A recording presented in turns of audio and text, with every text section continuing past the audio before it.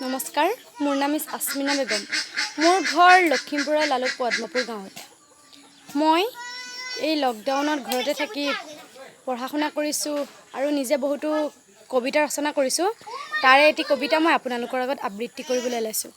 কবিতাটি মই প্ৰথম লকডাউনতে ৰচনা কৰিছিলোঁ। কবিতাটিৰ শিৰোনাম কৰোণা। কৰোণা কৰোণা কি যে কৰোণা, ভয়ানক বেমাৰ যি বিয়পি পৰা। চীন দেশত উৎপত্তি হোৱা ভয়ানক বেমাৰ, দেশে বিদেশে বিয়পি পৰি হ'ল হাহাকাৰ। ভয়ানক বেমাৰ হৈ কি হ'ল দুৰ্গতি, কৰোণাৰ সৈতে যুঁজ দিব পাৰিম জানো আমি? যুঁজ দিব বিচাৰোঁ আমি কৰোণাৰ সৈতে, চাফ চিকুণ হৈ থাকিম সকলো নাগৰিকে। 5 মিনিটৰ মূৰে মূৰে হাত দুখন ধুম, নিতৌ আমি গা ধুই সতৰ্ক হ'ম। অসুস্থ লোকৰ পৰা 1 মিটাৰ দূৰৈত ৰম। এইদৰে সতৰ্ক হৈ আমি COVID-19 প্ৰতিৰোধ কৰিম। ধন্যবাদ।